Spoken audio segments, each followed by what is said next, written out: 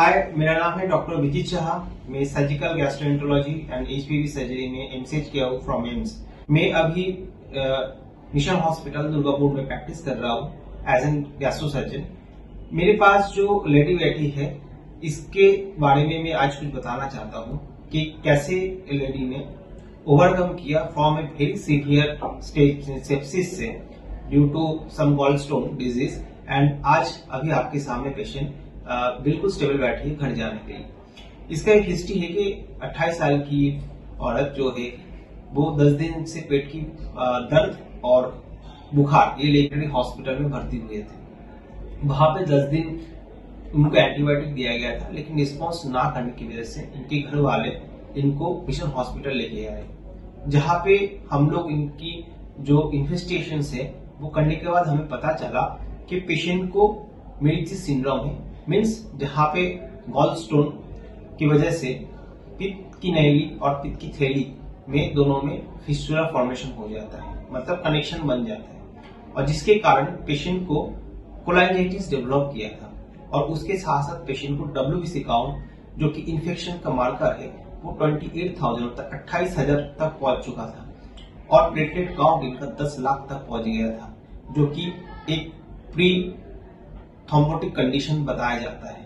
उसके साथ साथ उनकी बॉडी में जो हीमोग्लोबिन की मात्रा है वो 6 से 7 के बीच में था, क्योंकि उनकी गॉलब्लैडर में छेद था। उसके साथ साथ लिवर में काफी सारे एब्सेस भी बने हुए थे, जिसका मतलब है पेशेंट को मॉडरेट टू सीवियर कोलांजाइटिस की एक संभावना थी।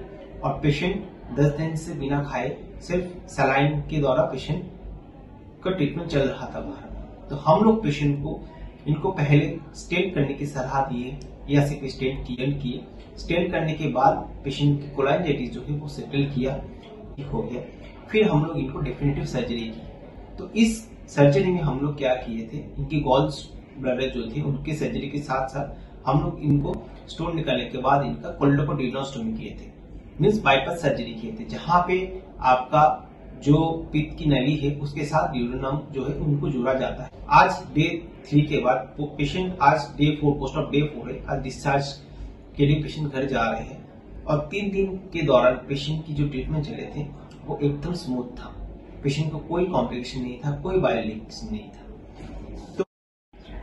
तो मेरे बगल में पेशेंट और उनके जो हस्बैंड है उनसे हम बात करेंगे कि उनसे पूछेंगे कि आपको क्या दिक्कत था पहले और आप कहाँ पहले दिखा रहे थे। 24 में मुझे पता चला, अचानक एक दिन दर्द हुआ और साथ में वॉमिटिंग भी हो रही थी, लेकिन फिर मुझे पता नहीं था ये किस चीज का दर्द है। तो मैंने गैस की दवाई खाई।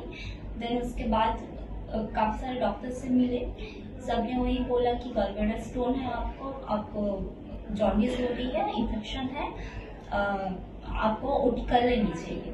देन हम लोग हॉस्पिटल में भी एडमिट हुए ओटी के लिए, लेकिन वहाँ पर ये हो रहा था कि हर बार मेरा इन्फेक्शन बढ़ता जा रहा था, और साथ में मेरा जो HB है हीमोग्लोबिन वो कम होता जा रहा था। फिर 10 दिन वहाँ पर रह के मेरा जो वेट भी वो भी काफी लूज हो गया। देन हम डॉक्टर विजित शाह से मिले, गैस्ट्रो सर्जन जो दुर्गापुर मिशन हॉस्पिटल में है प्रैक्टिस में, तो उनसे मिले। देन उन्होंने ये पूरा मैटर को हैंडल किया। उन्होंने पहले देखा कि क्या है, क्योंकि बाहर कोई भी डॉक्टर इतने अच्छे से मतलब ट्रीटमेंट हो नहीं पा रहा था, साथ में जो मेरा ओरिजिनल प्रॉब्लम है उसी को डिफाइन नहीं कर पा रहा था। तो उसके बाद डॉक्टर से मिले। डॉक्टर ने टाइम लेके मतलब बहुत अच्छे से क्या है क्या नहीं है ये सारी चीजें बहुत अच्छे से जांच की, एंड उसके बाद ही मेरा ट्रीटमेंट स्टार्ट हुआ है कि हम लोग पहले आपको रेसिपी स्टेंट किए। तो उसके बाद से मेरा जो खाने की क्वांटिटी है वो भी अच्छी खासी, मतलब भूख अच्छी लग रही थी, और साथ में मतलब फील गुड। अच्छा, आज ऑपरेशन के चौथे दिन है, आपके 2 बच्चे भी हैं, आप आज घर में जा रहे हैं खुशी खुशी, ठीक है। तो कैसा महसूस हो रहा है कि इतने दिन तक नवंबर से लेके आज लगभग आज अप्रैल है, तो लगभग आपका 6-7 महीना हो गया। आप 6-7 महीने से दौड़ रहे, भाग दौड़ कर रहे, आज आपको मुक्ति मिल रही है इस डिजीज से।